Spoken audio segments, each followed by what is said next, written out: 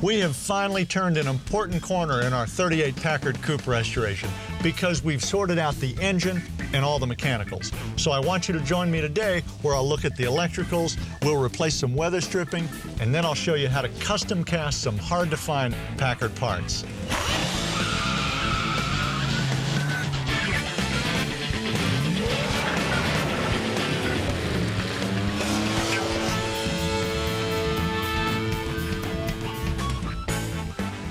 Welcome to Classic Car Restoration. I'm your host, Mark Lambert. Now, in the late 30s, Packard was still building two lines of cars. They had their luxury V12 and Super 8 senior cars, and then their standard 8 and 6-cylinder junior cars. And they also had this great ad campaign. I know you've seen it. Packard, ask the man who owns one. Now, that was an invitation, almost a challenge to compare cars, because they thought that they had a superior product. And here we are, all these decades later, and we collect these cars because they're so beautiful and so roadworthy and dependable. Now today, we need to sort out our electrical system, so let's get started.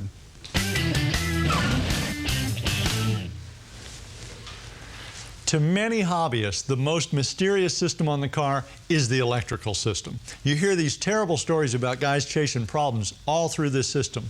It doesn't have to be that way because it's just a simple, logical system. This is a 6-volt system. The industry rode on this stuff up until the mid-1950s. Now, you just have to know the 4 components: the battery, the generator, the voltage regulator, and the wiring harness. Now, the battery stores the electricity. The generator generates the electricity. It's controlled by the voltage regulator into the battery through the wiring harness. So the typical scenario in collecting: guy runs across his dream car. It's in the barn. It's been sitting for many years. He changes the oil. He's all excited. Maybe puts in an old shop battery, kind of a weak battery, just enough to start the car. Car starts, everything's happy. But the battery, it's weak. It won't ever take a full charge. So it's always signaling the voltage regulator to tell the generator to give it everything it's got. That eventually overheats the generator and maybe even overheats the voltage regulator. So when that battery dies, he doesn't really not expect that because it was a weak battery. He just replaces it, puts a new battery in.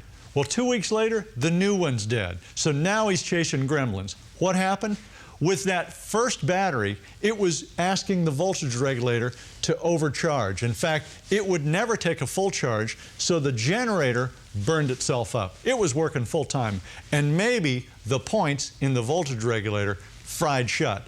So it's given full charge, and it fried the second battery. So you have to make sure that all 4 components in a system are good all at the same time. Have each one of them checked, make sure, and then you're happy. This is a very durable system. A 6-volt system will give you years of trouble-free service. This is a new gel type of battery. It's an Optima battery. It can be stored in any position because there's not water in it. It's great on ATVs and in boats, but it's really great on a collector car because it's got such a long life. But to disguise it, we can put it in this case.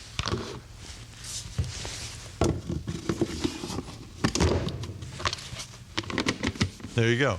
Now it looks right on our Packard. This is a battery tender, and you'll need one of these for your collector car if it's in storage for long periods of time, because it won't overcharge your battery. It's got an internal voltage regulator that only gives the battery what it needs, so it thinks you're really driving it and extends the life of that battery. Now, invariably, there's going to be that guy that wants to change his old car to 12 volts. So use one of these. This is an internally voltage regulated alternator. You can just put it right in place from this generator, and you always have bright lights because an alternator always puts out, even at just tick-over speed. With the 12-volt alternator, if you're going to run 6-volt componentry, I want you to use a kick-down. If you want to use your old radio or your horns, they're going to sound funny if you put 12 volts through 6-volt horns. Kick them down with this. I want to give you one last little tip on this voltage regulator. Sometimes if the car's been in storage for a while, it doesn't charge at all. So take the lid off, take a steel point file, fit it right between the points and just drag it across there very gently. You're just knocking the oxidation off. Don't use sandpaper because it's got silica, and I don't want any traces of silica there because that'll impede the electrical flow. But just clean it. 9 times out of 10, you start that car back up and it'll charge. Now, when we come back, I'm going to show you how to repair this wiring harness. We're going to do some soldering and some shrink tube wrapping, so join me for that.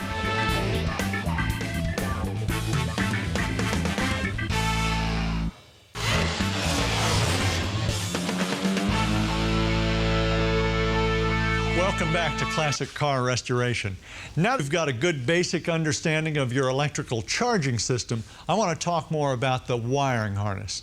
Now think about it. The wiring harness is one of those parts on a car that you can't buy used. And you can't put one on that's 50 years old that was never installed because it's just petrified. You've got to put in fresh stock.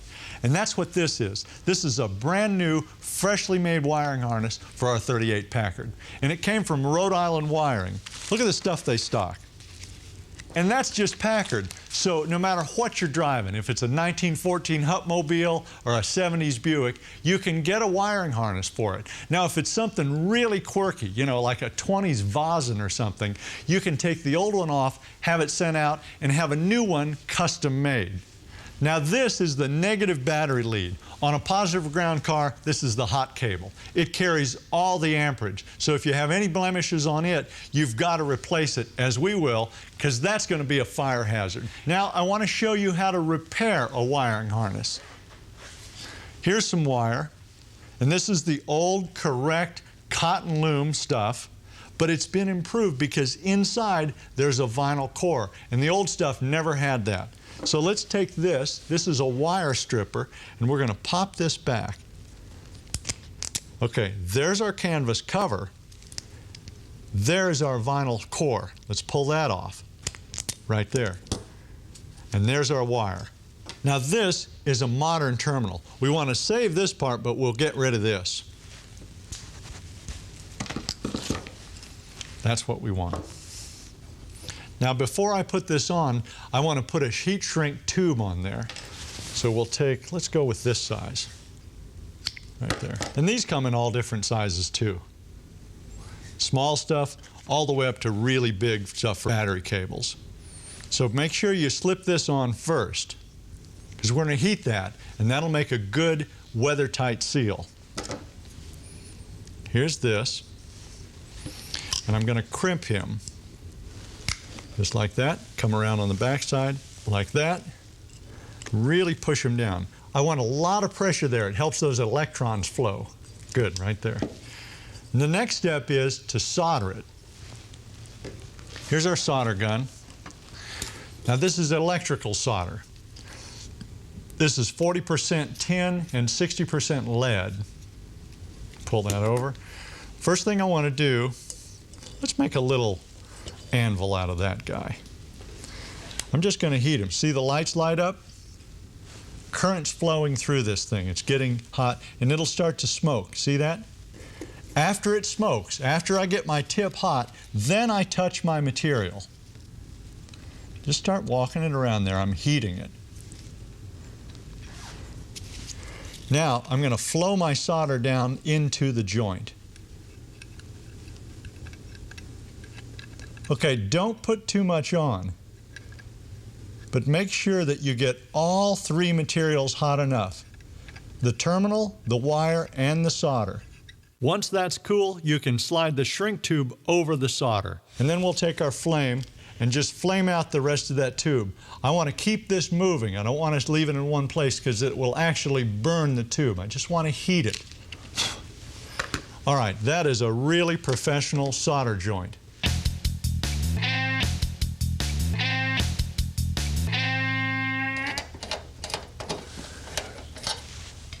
If you're building your collector car into a driver, as we are our 38 Packard, you'll probably want to run with sealed beam lights, because they're a vast improvement in candle power output over the original little incandescent bulbs that this car came with. Right there. There we go. All right, now somebody's already did a repair job on this thing, so we're going to go back to the original wiring harness here. and just snip it. With the headlight switch off, cut the wires back to the original harness. Then, with the headlight switch on, test the wires to find the high and low beams. Our yellow wire tests as the high beam feed. With the power back off, cut and strip the wires. Add a piece of shrink tube to the wires on the new sealed beam headlight, and splice those to the corresponding harness wires by wrapping the two together in parallel. Solder the joint as I showed you earlier, and then shrink tube it. Good. We do the same on this side now, and we're ready to load our headlight up. The ground wire gets hooked up to the headlight frame. For more information about the electrical system in a classic car, visit our website at DIYnetwork.com. Our old headlight ring is black, but you can paint it to blend with the chrome ring. Either way, now we've got a great headlight system that is period correct, and this car is a really enjoyable driver at night. When we come back, we'll cast new replacements for hard-to-find parts.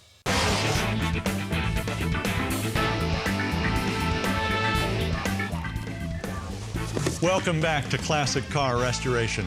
Now I want to show you how to custom cast plastic parts for your collector car. Now, a couple of weeks ago, I knew nothing about this system, nor did any of my car friends, but I'm telling you, this stuff changed my whole life at the shop. It's like when you discovered powder coating. Same deal. No more searching through junkyards and making expensive telephone calls to find some of these rare parts. I can cast these parts now. This is important to us on the Packard because, look, we've got an original but broken taillight lens. Now, I can search around and maybe somebody will sell me one of these, but for a fraction of what a good one costs, I can get this kit. And then I can cast up the mold, and look what we've got. Now, once I clean that up, it looks like that. That's a plastic one that we cast.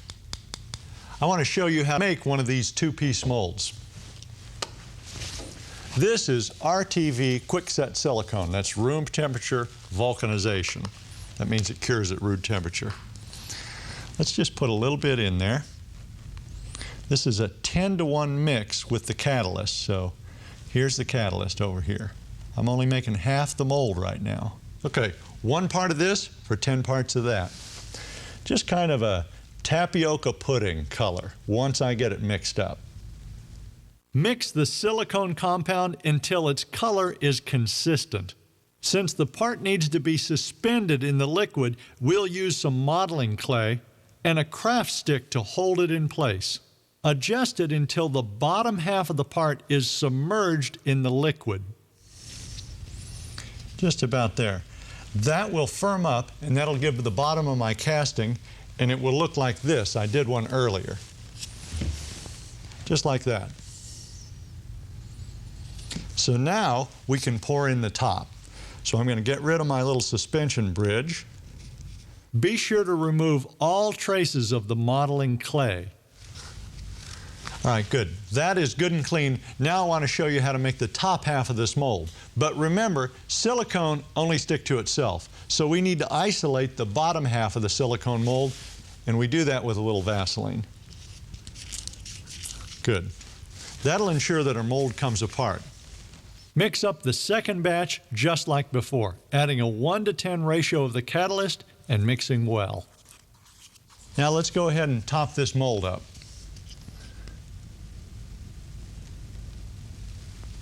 First I hit the diamond, and then the center, and then I'm going to hit the outsides.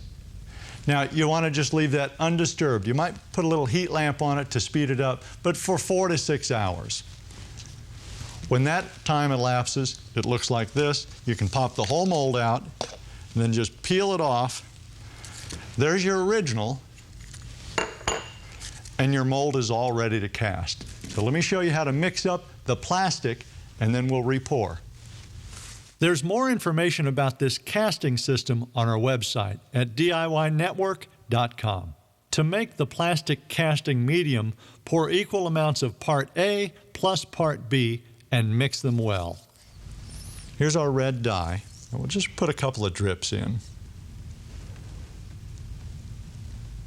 And then we'll see where we are. Then Pop the mold into a microwave oven for about 30 seconds to heat it up.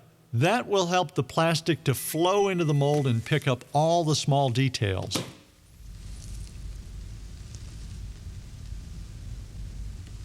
I don't want to fill it to the brim, remember, because it's a two-piece die and it's got a concave ceiling to it. Line up the strike marks and put the lid on. Press the mold together to force out the extra plastic. Good. Now that's got a setup time of about 3 or 4 hours, and it will always come out of the die just slightly tacky. So be careful with it when you first put it out. Set it out flat, and it'll be flashed off and really dry to the touch in about 2 or 3 hours after that. Next, we'll install some correct weather stripping on our 1938 Packard.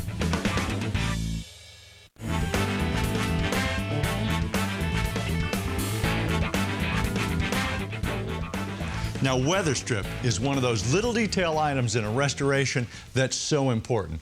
When it's right, the car feels great. You can just talk to your passengers without raising your voice.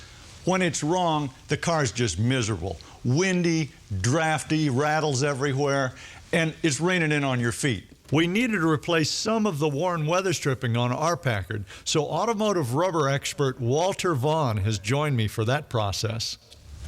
That is wrong, wrong. Oh my, do we have trouble here, Mark. What are you seeing? Well, this is a late model weather strip that's been put on this car, probably off of a 50s or 60s Packard. It's definitely not off of a 38 Packard. And how I can tell, see these little holes all along the perimeter here? Originally on this car, the weather strip was held in with little clips. This is a glue-in type. It's the wrong cross-section. In fact, how I know it's very much the wrong cross-section, to make this fit, they had to trim this off through here. That's definitely not correct. The old weather stripping comes off pretty easily because the glue is petrified. Use adhesive remover to remove the glue residue and clean with a small brush. The small clips are the key to this 1930-era weather stripping. They simply attach to the stripping. And then we're going to pop them right in one of the holes. Now, which way does this thing go? Okay, this goes the way I've got it right now. This has got a 45-degree angle. This is the way it'll be facing towards the car. When the door closes, it'll compress the strip and create a great seal. Always start door with a strip at the bottom center. So we're going to start at the bottom and work our way around the perimeter of the door. So that controls any water flow to the bottom and gets it out. Exactly. All right. The center's right there. We got one clip. Here's the third one. We're going to town now. You got a better angle than I do. Well, I can see it a little better. Use a little bit of weather stripping adhesive around tight corners like at the belt line. The adhesive is contact glue, so it goes on both surfaces. Allow it to tack up and then press it together. The clip will hold it in place.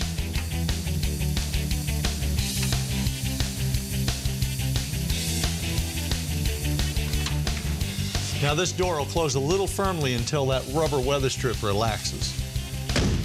There you go. That's a nice smooth line through there. Good, that's a good weather-tight deal.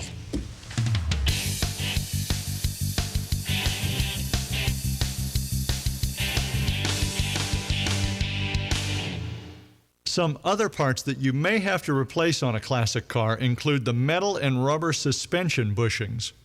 Walter, I'm a mechanic and I see this stuff all the time, just caved in, petrified suspension parts. This is a lower inner and it's finished. Well, that's a nice brand new one with all new rubber inside. It's all new metal, everything's brand new. So I can just slide it right in and never worry about it. Exactly, same thing with the upper and this torque ball as well. These 3 points here locate the steering suspension geometry on these Packards. These Packards had very good suspension for their time. Now this stuff here I see all the time. Is that hard to install? These are vent windows. These are typically not that hard to replace, but it does take a little bit of skill, but they're highly visible. If this looks bad on a car, the car looks bad no matter how good the paint is. Hard to find original parts such as accelerator pedals can also be revulcanized.